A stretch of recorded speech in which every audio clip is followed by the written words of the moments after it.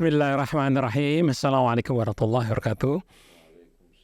Allahumma sholli ala sayyidina Muhammad wa ala ali sayyidina Muhammad. Alhamdulillah kita berjumpa lagi dalam acara Renungan di Bawah Naungan Al-Quran bersama Ustadz Husein Al-Latas, Ustadz Hamzah Al-Latas, dan Ustadz Isa Al-Kaf yang juga hadir sini, juga Ondi Saputra dan Anis Mualim. Kali ini kita akan membahas makna hijrah dan hikmah di baliknya. Itu yang akan kita bahas. Oke, assalamualaikum Ustadz Husein, Ustadz Hamzah, Ustadz Isa. Baik, kita mulai acara ini dengan membaca Al-Fatihah.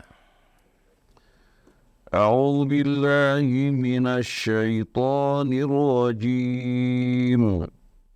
Bismillahirrahmanirrahim. Alhamdulillahi rabbil alamin. Ar-Rahmanir Rahim. Maliki yaumiddin. Iyyaka na'budu wa iyyaka nasta'in. Ihdinas siratal mustaqim. Siratal ladzina an'amta 'alaihim ghairil maghdubi 'alaihim waladdallin.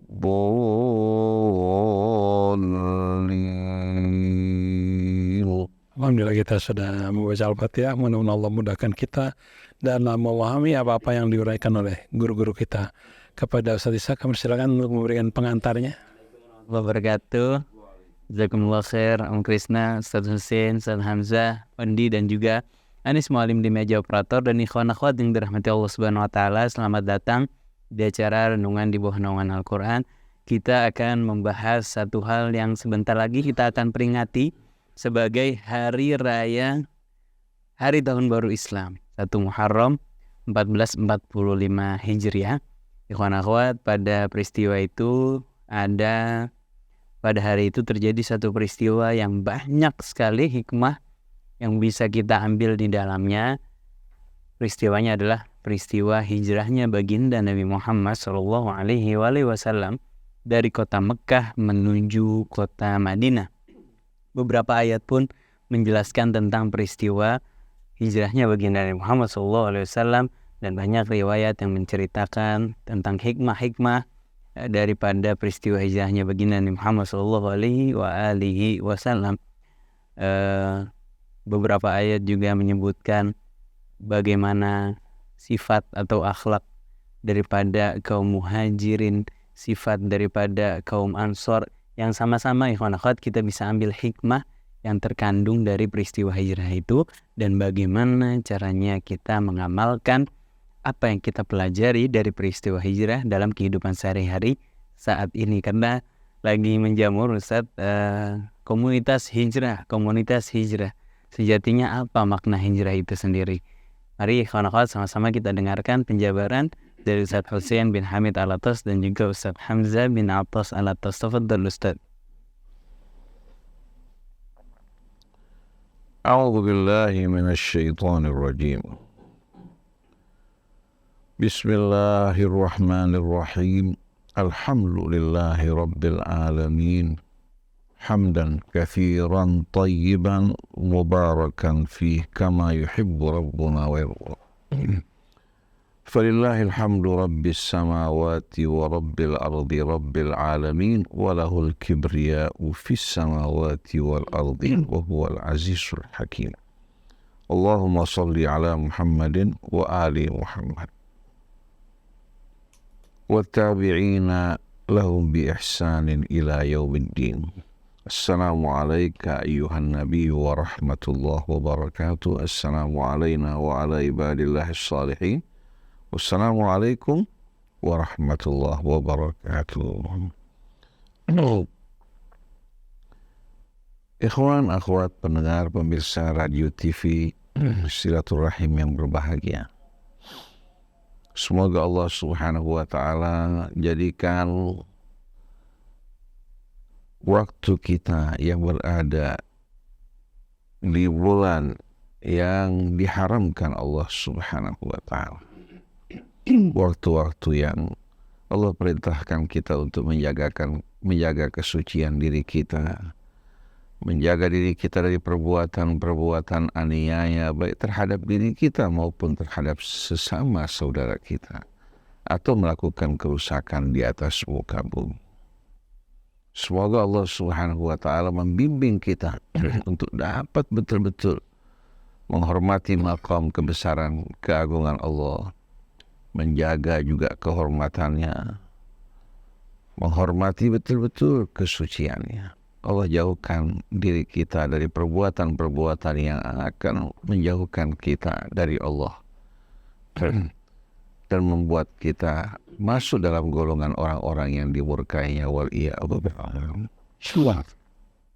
Bersama Ustadz Hamzah pada pagi hari ini Ustadz Isa bin Ahmad Taufik, begitu juga ada saudara kita ya, yang akrab menemani kita, Ustadz Muhammad Krisna kita, Odi, Anis Mualim, kepada seluruh keluarga besar Radio Silaturahim kaum muslimin dan muslimat. Tema kita pada hari ini adalah hijrah, maknanya, tujuannya, dan hikmah-hikmah di balik perintah hijrah. Apakah pada saat ini hijrah merupakan satu kewajiban sebagaimana yang Allah wajibkan pada sahabat-sahabat Nabi kita sebelum Fathu Mekah?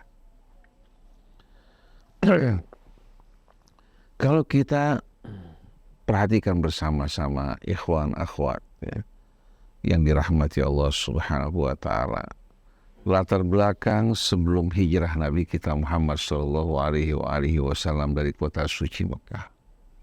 Kemudian Allah memerintahkan orang-orang yang beriman, yang berdiam di Mekah untuk bergabung, berkumpul bersama Allah Subhanahu wa Ta'ala dan Rasul-Nya.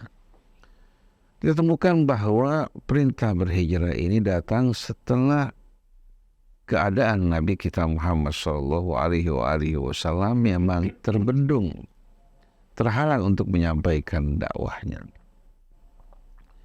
Penganiayaan terhadap sahabat-sahabat yang beriman begitu berat. Kalau Nabi berdiam di sana, maka dakwah tidak akan berkembang. Dan keadaan kaum muslimin, apalagi dari mereka kaum mustadhafin, akan betul-betul mengalami penderitaan dan cobaan yang berat. Mungkin orang mengatakan, kenapa Allah tidak langsung intervensi saja? Kenapa Allah tidak melakukan intervensi membela nabinya dan orang yang beriman?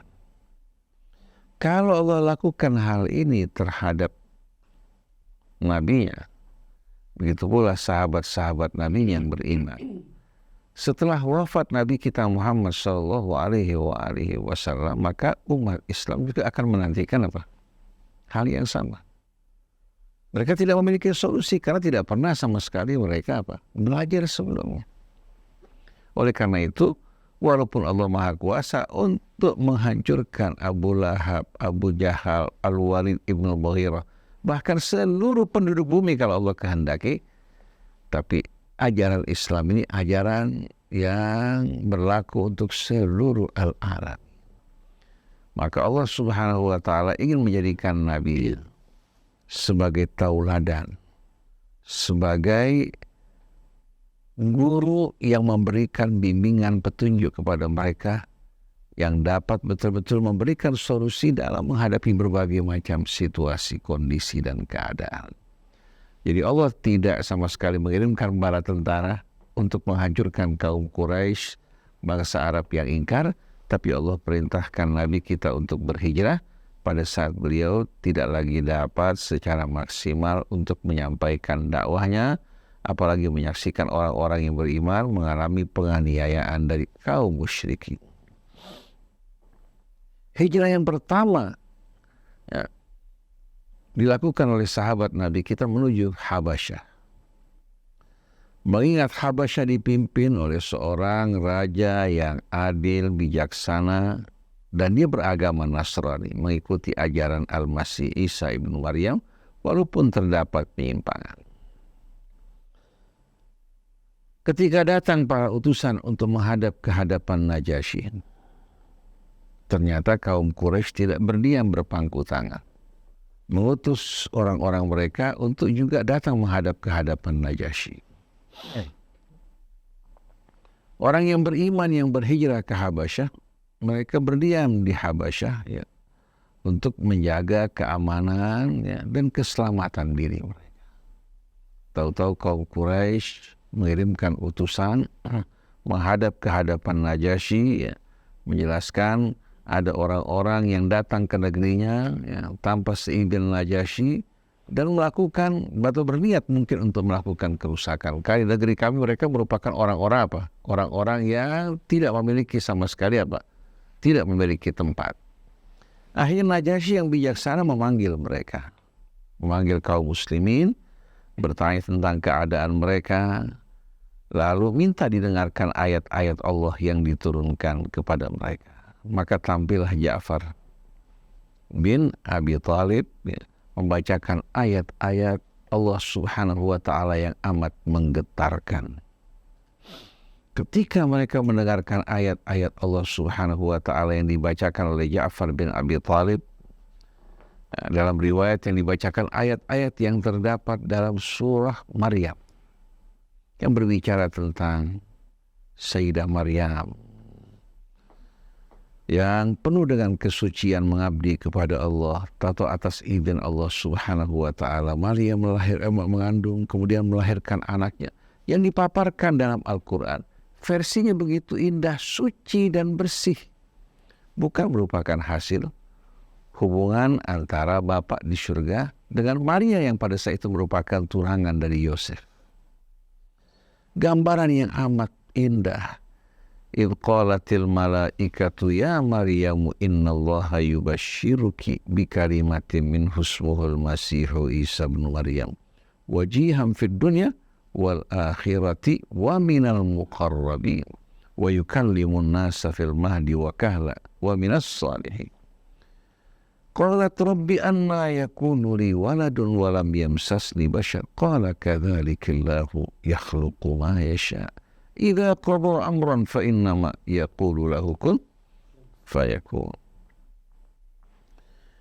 Ketika malaikat datang ke hadapan Maryam, berkata kepada Maryam bahwa Allah menyampaikan kabar gembira kepadamu wahai Maryam, bahwa engkau akan mendapatkan seorang anak Al-Masih yang diberikan kelebihan oleh Allah Subhanahu wa Ta'ala. Dengan tangannya mengusap orang yang sakit, Allah sembuhkan penyakitnya. Yang buta, Allah sembuhkan kebutaannya. Bahkan Allah Subhanahu wa Ta'ala menghidupkan yang mati dengan seizinnya melalui tangan Isa ibnu Maryam. Langsung diberikan nama oleh Allah Subhanahu wa Ta'ala Isa ibnu Maryam. Bagaimana kelahirannya? Bi kalimatin minhu, dengan kalimat dari sisinya. Kun fayakun. Tanpa hubungan antara pria dan wanita, tapi kelahiran dengan kalimat Allah yang Maha Kuasa. Maka Maryam alaihas salatu wassalam mengandung dengan seizin Allah Subhanahu wa Ta'ala. Lalu Allah jelaskan bagaimana Isa ibnu Maryam yang Allah anugerahkan kemuliaan, orang yang terkemuka di atas muka bumi. Begitu pula di hari akhirat nanti. Dan dia akan dapat berbicara dari mulai dia dalam gendongan. Wa yukallimun nasa fil mahdi wa kahla, begitu pula pada saat dewasa. Dan dia merupakan seorang hamba Allah yang saleh. Maryam terkejut mengatakan, wahai Tuhanku, bagaimana aku akan memiliki seorang anak? Padahal aku tidak pernah disentuh oleh seorang pria. Tidak pernah digauli oleh seorang pria.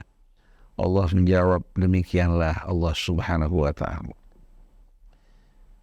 menciptakan apa yang dikehendaki. Kalau dia menetapkan sesuatu, maka dengan idenya, fa idza qada amran fa innama yaqulu lahu kun fayakun, cukup berkata kun fayakun, maka akan terjadilah sebagaimana yang dikehendaki Allah Subhanahu wa Ta'ala. Kita lihat ketika Ja'far bin Abi Thalib datang ke hadapan Najasyi membacakan ayat-ayat Allah, jiwanya bergetar hingga dia menyatakan dirinya beriman dan bersyahadat an la ilaha illallah wa anna Muhammad Rasulullah. Najasyi menyampaikan hal ini kepada pemuka kaumnya, ternyata sebagian dari mereka menolak. untuk mengikuti Najasyi. Tapi Najasyi tetap dalam keimanan, dalam keislaman kepada Allah, dan menyambut kehadiran sahabat-sahabat Nabi kita yang bernaung dan berlindung di tempat tersebut, dan mengusir para pemuka Quraisy yang datang untuk meminta kepada Najasyi agar mengusir mereka. Mana mereka yang terusir? Ini peristiwa pertama ketika sahabat-sahabat Nabi kita diperintahkan untuk berhijrah ke Habasyah dan juga untuk mencari tempat perlindungan. Mungkin juga bagi mereka akan menemukan markas dakwah yang bisa mengembangkan dakwah Islam. Terjadi hijrah berturut-turut ke Habasyah. Semua merupakan upaya untuk melindungi agama, keimanan, dan keselamatan mereka, juga mencari tempat bagi saudara mereka. Dan pada saat itu, Nabi bersama istri beliau, bersama paman beliau, dan sahabat beliau dalam keadaan terkepung dan terboikot di lembah Abu Thalib. Hingga orang tidak dapat masuk ya, untuk membawa dagangan mereka, yang di dalam pun tidak dapat keluar. Ini merupakan kondisi yang betul-betul amat mengenaskan. Tapi dengan rahmat Allah, pemboikotan berakhir. Ternyata orang-orang kafir tidak berhenti sampai di sana. Bahkan mereka berencana untuk membunuh Nabi kita Muhammad sallallahu alaihi wasallam, hingga akhirnya Nabi kita dengan perintah Allah Subhanahu wa taala diperintahkan untuk berhijrah ke Madinah. Sebelum beliau berhijrah ke Madinah, beliau menerima atau mendatangi utusan-utusan yang datang dari Madinah. Dikenal terdapat dua suku besar, Aus dan Khazraj. Nabi datang kepada Aus, menawarkan Islam kepada mereka. Begitu pula datang kepada Khazraj, juga menawarkan Islam kepada mereka. Sebelum mereka beriman, sebelum mereka berjumpa dengan Nabi kita Muhammad sallallahu alaihi wasallam, penduduk Madinah telah mendengarkan orang-orang Yahudi gembar-gembor mengabarkan bahwa Nabi akhir zaman telah tiba saatnya. Mereka sebutkan sifat-sifatnya, ciri-cirinya. Ternyata mereka temukan apa yang disebutkan sesuai dengan Nabi kita Muhammad sallallahu alaihi wasallam. Sedangkan orang-orang Yahudi yang pertama menyampaikan kabar ini justru menolak untuk beriman. Akhirnya penduduk Madinah yang tadinya merupakan umat yang tidak mengenal sama sekali kitab, tidak mengenal pendidikan, dengan rahmat Allah Subhanahu wa taala mereka beriman dan menjadi manusia-manusia justru yang berada di atas orang-orang Yahudi pada saat itu. Orang Yahudi menolak untuk beriman, mengimani apa yang mereka tahu, sedangkan kaum Aus, Khazraj, mereka dengan tegas ya menyatakan beriman, susul menyusul datang kepada Nabi kita utusan demi utusan. Pada akhirnya, sebelum Nabi hijrah, Nabi mengumpulkan mereka pada musim haji. Setelah kelar haji, mengumpulkan mereka, kemudian didampingi oleh sang paman Abbas ibnu Abdul Muttalib pada saat itu. Dia sudah Islam tapi disembunyikan keislamannya. Abbas bertanya kepada mereka, apa yang kalian akan lakukan di saat ya Nabi kita ini berhijrah ke tempat kalian? Mereka mengatakan, apa yang kami akan terima seandainya kami membela ya, berjuang untuk membantunya dalam menyampaikan dakwah Allah. Dijawab oleh mereka, dijawab oleh Rasulullah SAW, al-jannah. Beliau itu menawarkan kedudukan, posisi jabatan ya, dan tawaran-tawaran duniawi, tapi Rasulullah mengatakan al-jannah. Kalian akan menerima syurga. Pada saat mereka mendengarkan ini, langsung mereka mengatakan bakhil merupakan satu perdagangan yang amat menguntungkan. Beda dengan orang sekarang kalau mendukung yang diharapkan jabatan, kedudukan. Tapi mereka ketika mendengarkan tawaran bagi mereka syurga, mereka sambut betul-betul. Dan mereka mengatakan, kami akan melindungi kamu seperti kami melindungi anak kami, keluarga kami, dan kami tidak akan menyerahkan engkau untuk selama-lamanya. Akhirnya terjadi kesepakatan ya, ketika kaum musyrikin telah bersepakat untuk membunuh Nabi kita Muhammad SAW. Dari setiap suku mereka mengambil satu orang yang mewakili suku tersebut agar di saat Bani Hashim menyaksikan bahwa Nabi terbunuh bukan hanya oleh satu suku tapi oleh sekian banyak suku bersama-sama, Bani Hashim tidak berdaya hingga mereka mau menerima fidyah tebusan. Nah, ketika malam hijrah, Nabi setelah mengembalikan amanat yang dititipkan kepadanya, ya, Nabi bersiap-siap untuk berangkat di malam hari. Rumah Nabi dikepung pada saat tersebut oleh pemuda-pemuda yang mewakili setiap suku. Tapi dengan rahmat Allah, Nabi keluar di tengah-tengah mereka, tak ada satupun dari mereka yang melihat. Sedangkan tempat tidur beliau ditiduri oleh sepupu beliau yang kelak menjadi mantunya Ali bin Abi Thalib alaihi salatu wassalam. Ini merupakan kemuliaan bagi beliau. Nabi berhijrah meninggalkan kota Mekah. Sedangkan kaum Quraisy beranggapan bahwasanya Nabi belum keluar dari rumah. Rencana mereka ingin membunuh Nabi ketika dia keluar. Pertanyaannya kenapa? Kenapa kaum musyrikin tidak menyerang masuk dalam rumahnya? Kenapa kira-kira? Memang perlindungan dari Allah, tidak diragukan. Tapi ada sebab. Orang-orang Arab itu menganggap aib, ya, masuk ke dalam rumah orang karena menyangkut kehormatannya. Walaupun mereka musyrik, ya, mereka tidak mau sama sekali rumah mereka dimasuki orang, ya, tanpa persiapan hingga berkaitan masalah kehormatan mereka. Jadi mereka menunggu di luar sampai Rasulullah SAW keluar. Ternyata di pagi hari mereka tidak menjumpai Rasul keluar. Yang keluar siapa?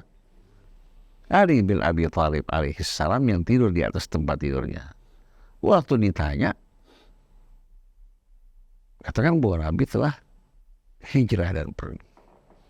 Nabi hijrah meninggalkan kota Mekah. Kemudian kaum Quraisy mengumumkan sayembara bagi siapa saja yang dapat menangkap Rasulullah SAW, mereka akan berikan hadiah yang cukup besar.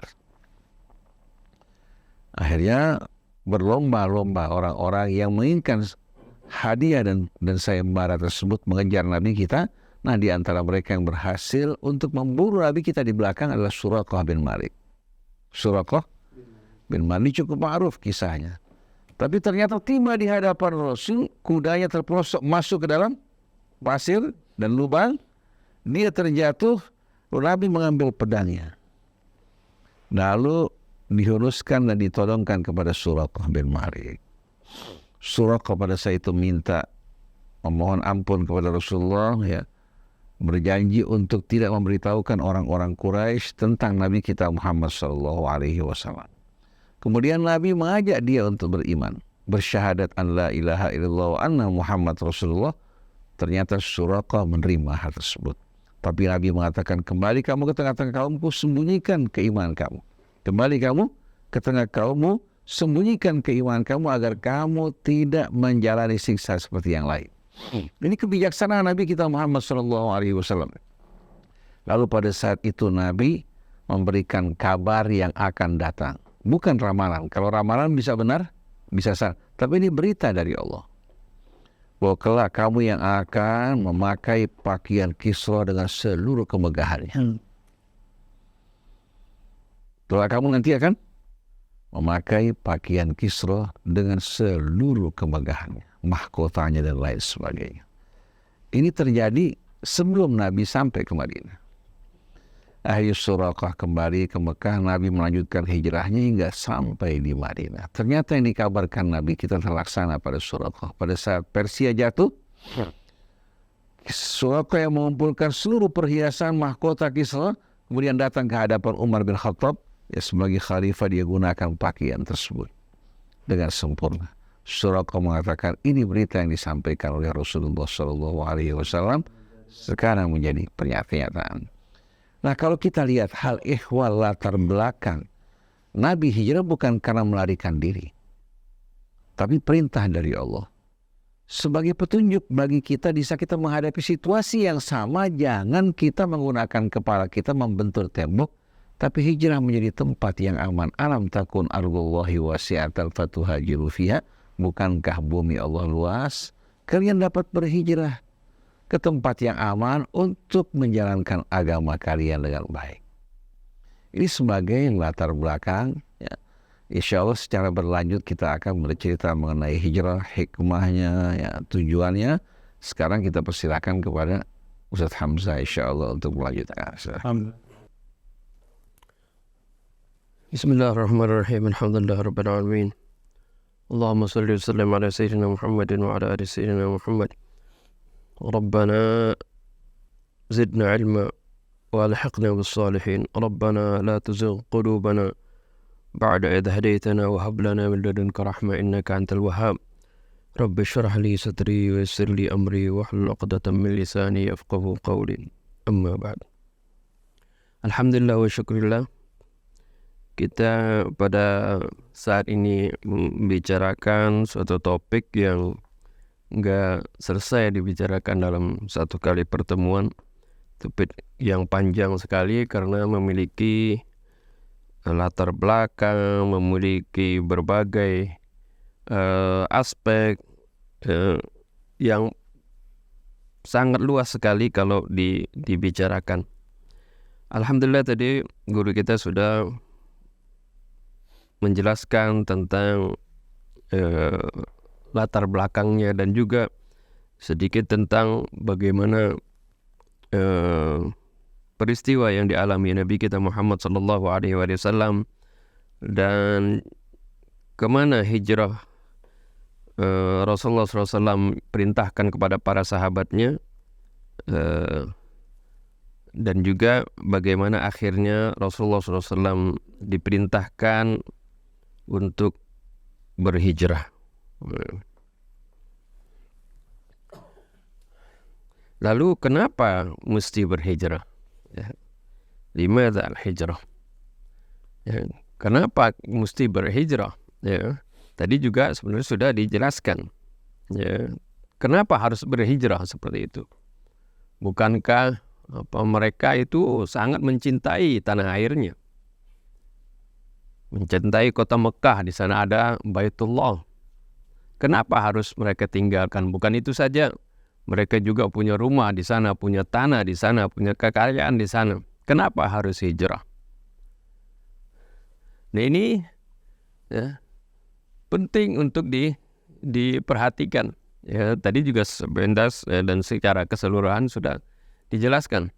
Yaitu bagaimana mereka diperintahkan hijrah adalah untuk menjaga keimanan mereka, menjaga agama mereka. Karena ya, dikhawatirkan kalau terus-menerus mendapat fitnah. Ya, fitnah itu artinya bukan arti difitnah, arti kalau kayak secara bahasa Indonesia ya. Fitnah itu artinya dijelek-jelekin, dituduh dengan suatu melakukan perbuatan yang tidak senonoh. Itu biasanya fitnah dalam bahasa Indonesia. Tapi fitnah di sini maksudnya adalah ujian, cobaan, rayuan, bujukan. Itu fitnah semuanya itu. Jadi artinya ujian, cobaan, siksaan, bujukan, intimidasi yang tujuannya adalah supaya mereka meninggalkan agama mereka. Ya, kalau bertubi-tubi terus-menerus seperti itu, ya, seorang ya, dikhawatirkan bisa menyimpang seperti itu.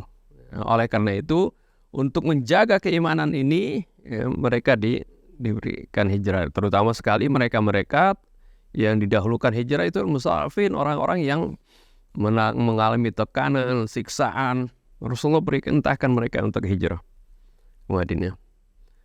Ini tujuannya karena pentingnya menjaga keimanan. Sebab kalau orang ya, nanti udah difitnah, artinya diuji, dibujuk, akhirnya dia kembali murtad.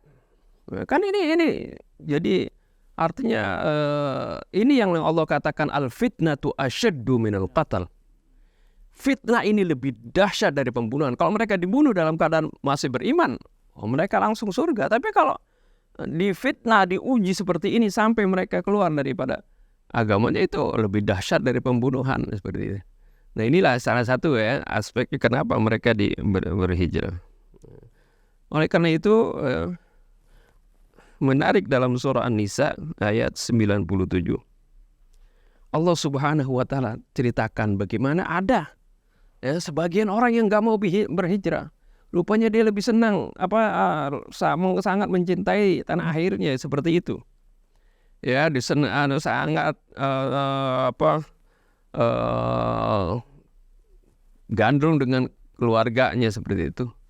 Ya, daripada ya mengikuti perintah Rasul untuk berhijrah, perintah Allah dan Rasulnya.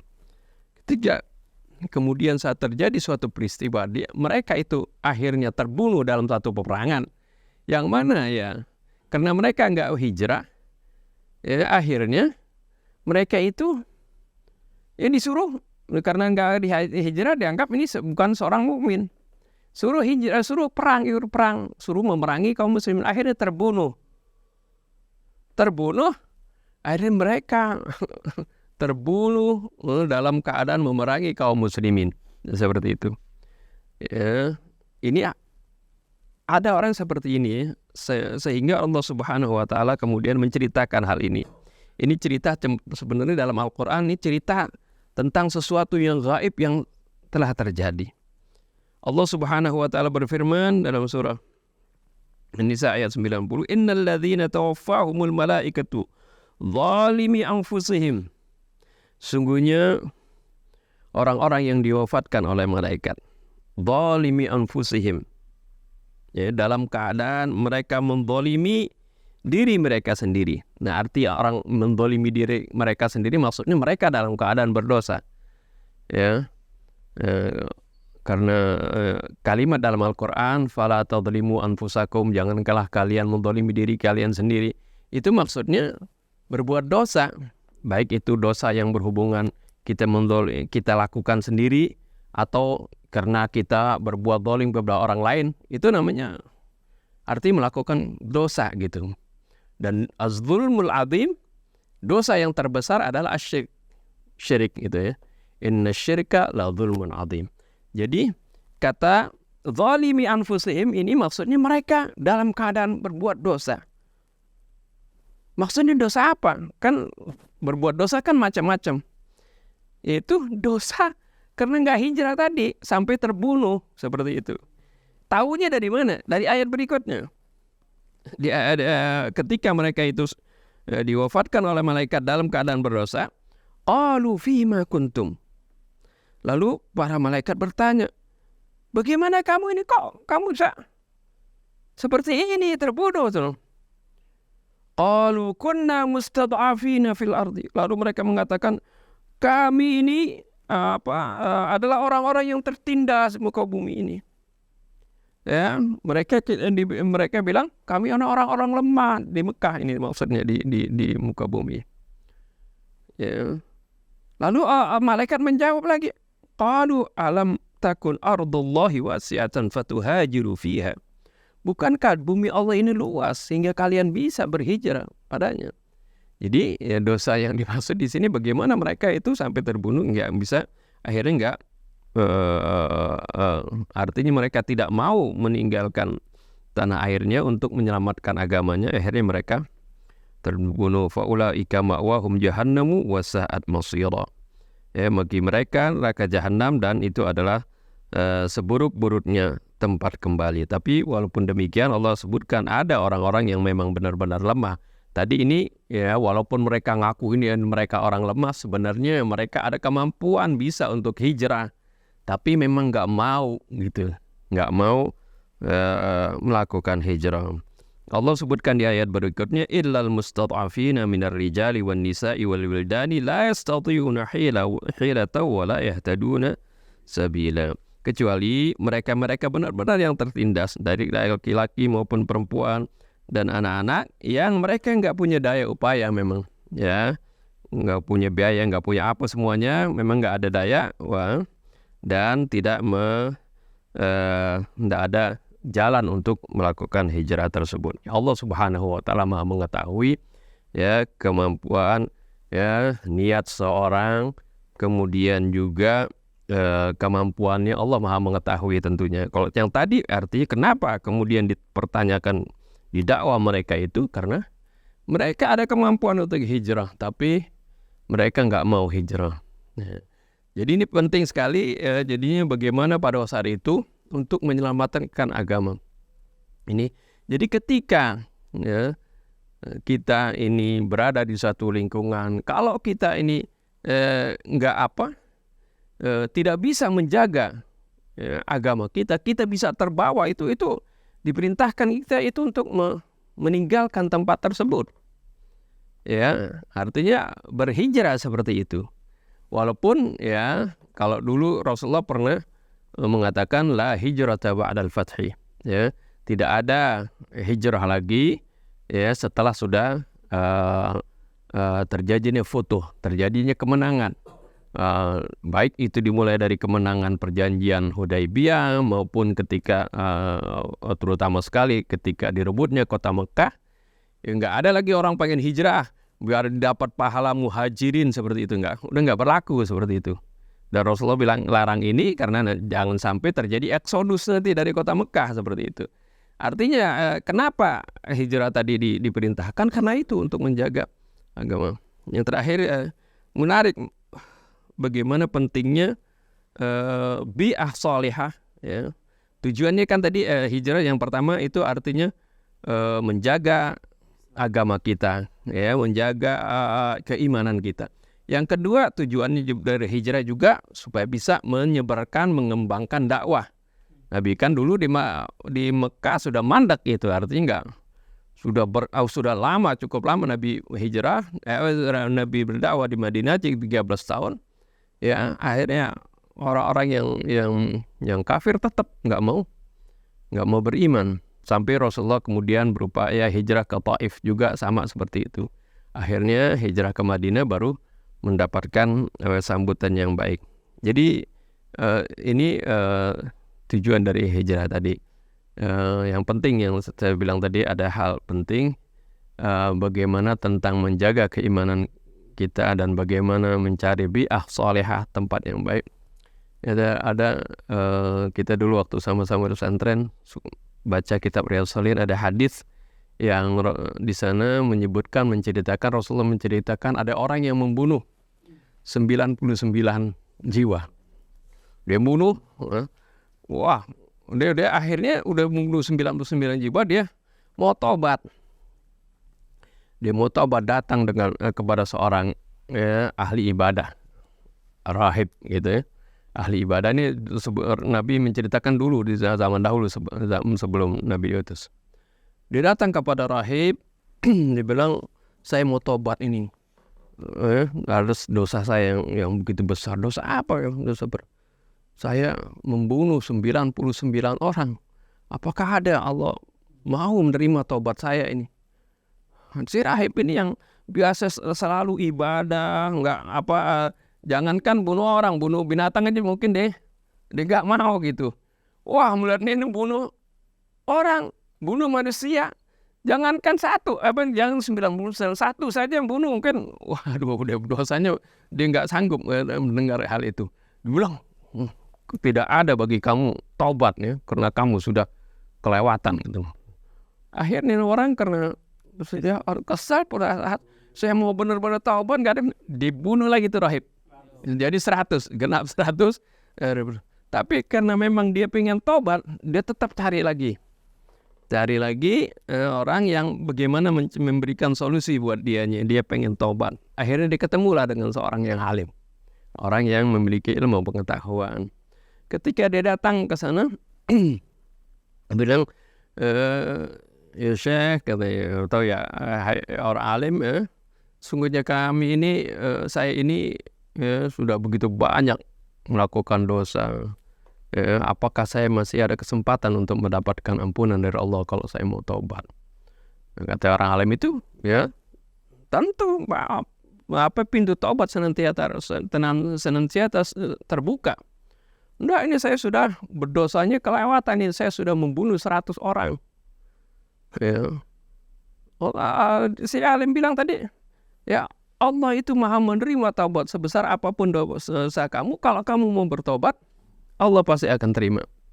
Ya, akhirnya dijelaskanlah, diterangkan misalnya syarat-syaratnya taubat. Ya.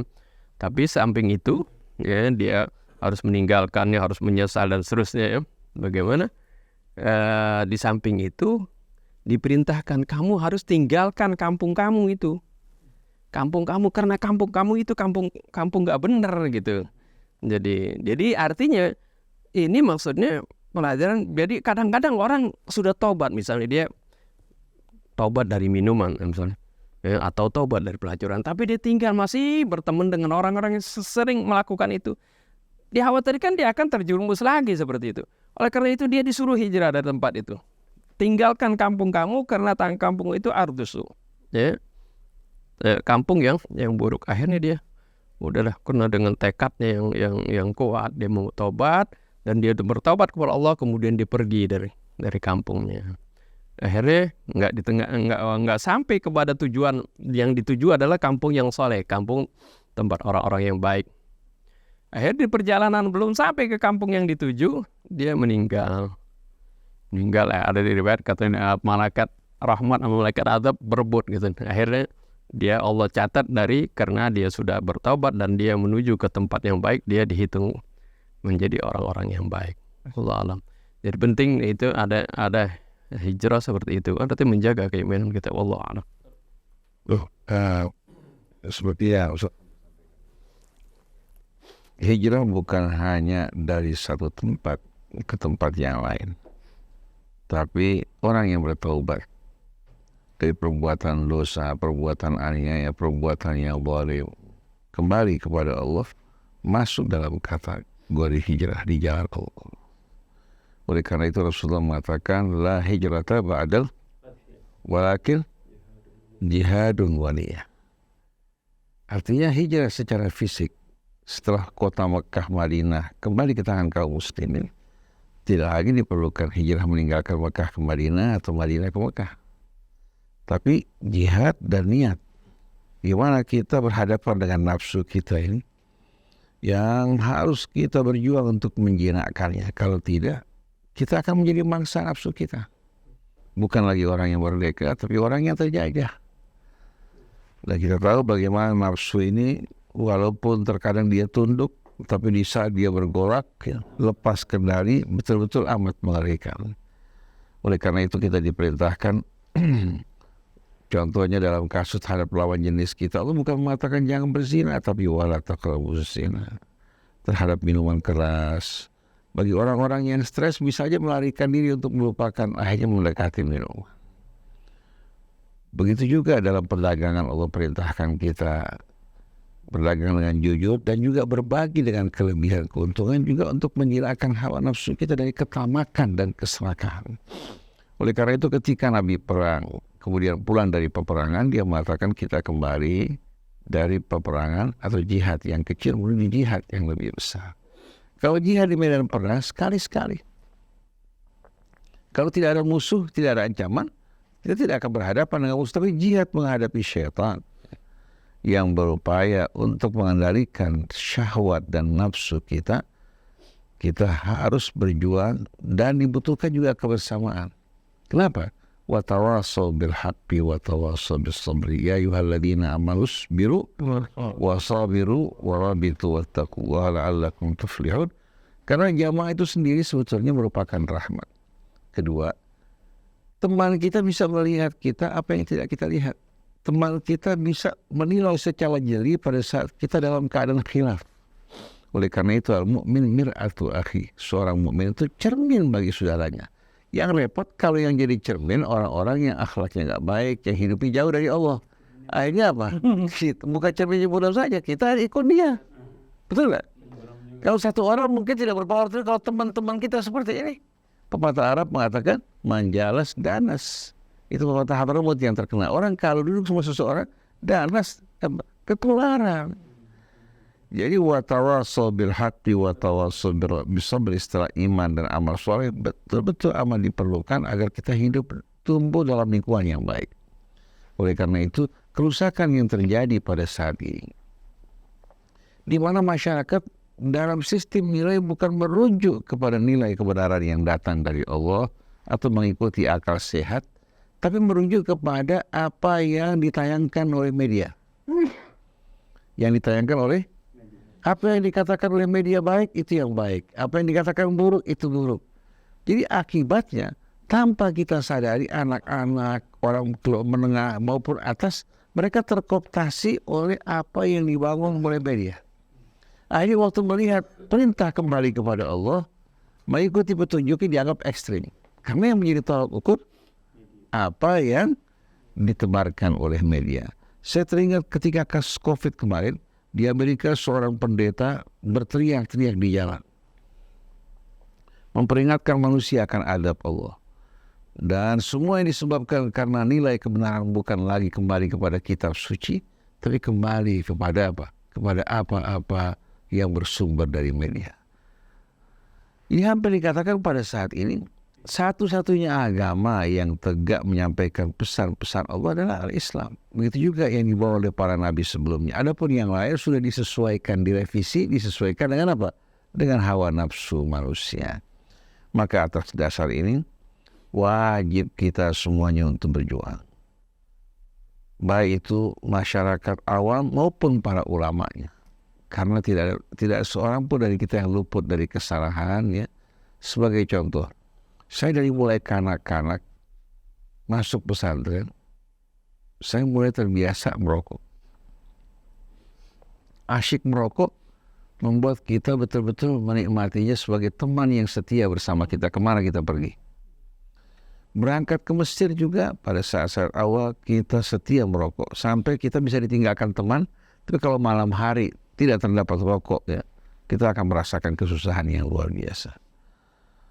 Nah, kita mendapatkan nasihat-nasihat yang baik dari orang di sekeliling kita yang minta, min fadlik ya Syekh Hussein, waktu tadkhil la tajlis ma'ana.